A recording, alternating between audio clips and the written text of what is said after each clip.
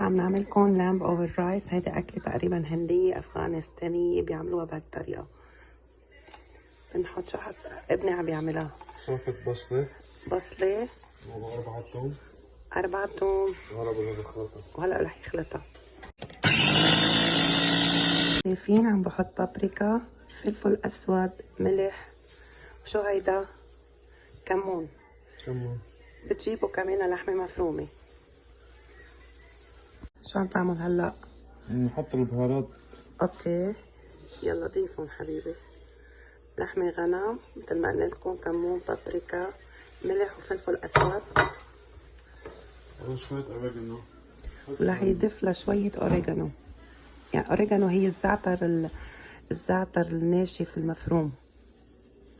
ببلش بخلطة. اليوم ابني رح يطبخ لنا، الله يخليه لكم وليكم. أطيب أكل اليوم. ثانية نحطها بالفرن بصينية وخليها تخبص على 350 20 دقيقة. كيف بتحطها بالصينية؟ يعني بتفردها ولا بتكبكبها أصابع؟ لا بفردها شقفة واحدة. ايه هلا بنورجيكم.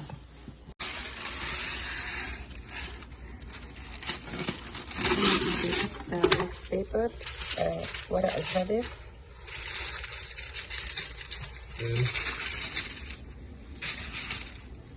شو بدك تعمل؟ بدي أحط اللحمة جواتها. اوكي. وخليها بالفرن شي ربع ساعة 20 دقيقة. بتحطوا اللحمة وهيك بتمدوها مد لتخبزوها. هاي اللحمة اوكي. نلعب فيها شوية قبل ما نعملها. بدنا نعمل كل شي من الحب. مزبوط. نحطها ومنمدها. وهلا مديناها بدنا تحطوا ايدكم هون على الجنب. حاولوا لما تمدوها على الساقة تعملوها كلها يعني نفس السماكة، ما محل رقيق ومحل سميك. وهلا تكبسوها تأكدوا ما في هواء بين اللحمة. جاهزة لتفوت على الفرن. ليش ما عملناها كباتيل؟ هلا بتشوفوا بالمرحلة الأخيرة ليش عملناها شقفة وحدة. عنده شوية ورق، فيكن تشيلوه، فيكن تقصوها على القد، بس ابني قصة شوي كبيرة فعم بشيل الزايد. على طول الام بتلحق اولادها. شفت البصل نسي يحطوا بصل مطحون، رجع يضيفه رح يرجع يخلطها ويرجع يمدها. على طول الام لازم تلاحق الاولاد. ايه والله اذا ما في كبير ما تزبط. فنسي يحط البصلة. تبعت انا قلت له البصلة هيدي لشو على جنب، رجع قال لي قال لي ذكرتيني. رجع يدعكها بالبصلة رح يرجع يمدها بالصينية. رجع يمدها مثل ما شايفين هونيك، محل ما رجع خلطها مع البصلة وهلا رجع يمدها وصارت جاهزة لادخالها الفرن. جاهزة؟ جاهزة. قد ايه بدك تحطها بالفرن؟ نص ساعة ربع ساعة 20 دقيقة. 20 دقيقة بالفرن، بتنحط بالفرن 20 دقيقة يعني لتستوي. لما تشوفوها استوت بتشيلوها. بس التقطيع هلا بده يضيفلن البهارات. بهارات الماجي، عندنا بابريكا، عندنا ملح وفلفل، والاوريجانو. اوريجانو زعتر اليابس وبابريكا. يعني. وبابريكا نصلح حامض. هو معناتها البابريكا هو الفلفل الاحمر البودرة، وهون الفلفل اللي قال عنه هو الفلفل الاسود. ما حطيت كمون؟ لا ما بحط لك ما كمون. يعني عنا كورياندر، عنا كزبرة يابسة، فلفل اسود، بهارات الماجي وملح، وعم بيعصر حامض. بحط لها شوية زيت زيتون ونطبخها. ورح يحط لها زيت زيتون ويخلط الخليط مع بعضه. عم بيخلطها مع مثل ما قلنا لكم. حطينا بودرة زعتر ناشف، كزبرة يابسة، فلفل أسود، ملح وبهارات الماجي، عصرة حامض وزيت زيتون، وعم بيخلطهم مع بعضهم.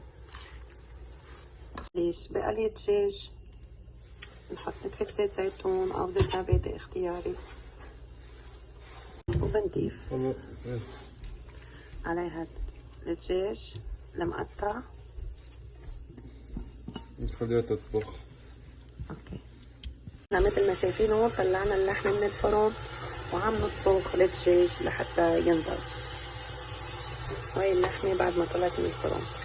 طيب هون خليكم معنا لاخر الفيديو، لايك وسبسكرايب وتشير، يعني طلب منه امر، وننطر بهيدا الوقت الدجاج لحتى ينضج. عم ينطبخ الدجاج. غسلنا كوبين من رز بسمتي، فيكم انكل بيرز او بسمتي، بس اطيب هيدي لهيدي الطبخه البسمتي. هلا رح نغسله مرتين ونبلش بطبخ رزة. هلا حطينا زبدة، بدنا نطبخ الرز دقيقتين، بعدين نزيد المي ونحط البهارات تبعونا.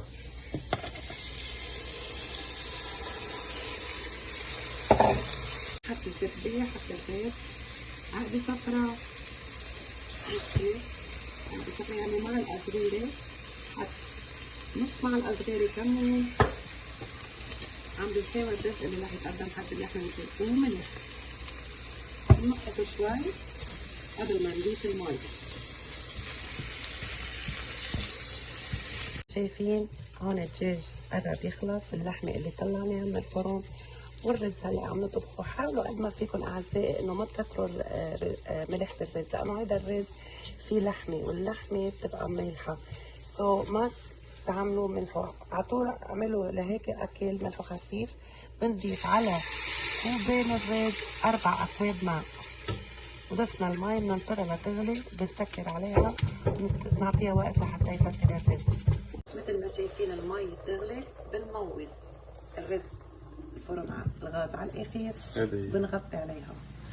ما تنسوا اعزائي تنوصوا النار على الاخير لتفلفل الرز.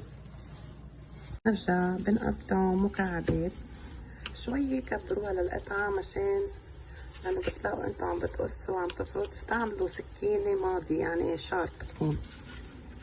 وهون احبائي عم بجهز لكم السلطة اللي بتنحط تتقدم جنبها. اللحمة بنحطها، بدنا نطبخ جوا منيح، وبعدين هنا بنقليها شوية بزبدة. اعزائي بدي اورجيكم السلطة اللي بتتقدم حدها. ضفنا فرمنا خيار ناعم وضفنا عليه اللبن. هلا انا بحب حطينا له ملح، ضفنا عليه الملح وبندق له ثوم. قوي يا بدها عضلات مثلك.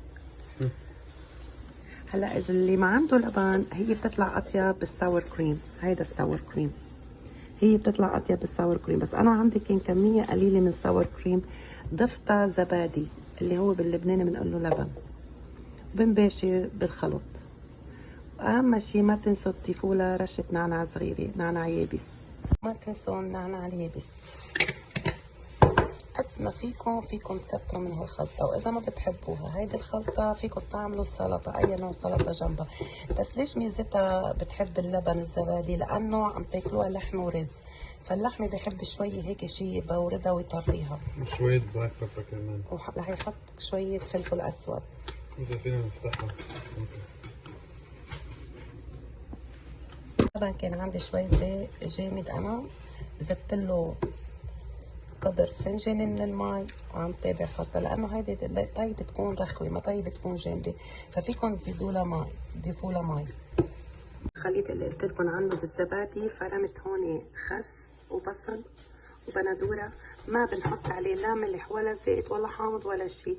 بنورجيكم اخر شيء كيف رح يتقدم، لانه هيدي رح تصير فوق هيدا الخليط. عملت اللبن والسلطة، عم أعيد تسخينهم، تخلوهم بالمقليات، عم بتسخنوهم تباشوا بصبة الأكل. رح نحط رز. بعد ما وضعنا الرز بنحط اللحمة فوقها. جاهز يا بدك. بنرجع بنضيف الدجاج عليها. ما حطينا الدجاج، هيدي الخضرة اللي فرمناها بنضيف عليها خضرة، أي نوع خضرة فيكم تحطوها، أي نوع متوفر عندكم بالبيت، بس بيستحسن خس البندورة والبصلة. نرجع نضيف عليها. وهيدا اختياري، اللي بحب يحط لها حار. فيكن تحطوا الحار باللحمة انتوا عم تطبخوها، فيكن تحطوها على جنب. انا بحبها على جنب، مثلا اللي بده حار يحط حار على ذوقه. وهيدا اللبن الزبادي اللي قلت لكم اياه كيف تضعوه، وبتحطوه على الرز. وهيدي اخر شي، هيدي اخر شي. خليني شوية ماما اورجيوني. هيدي كمان اخر شي.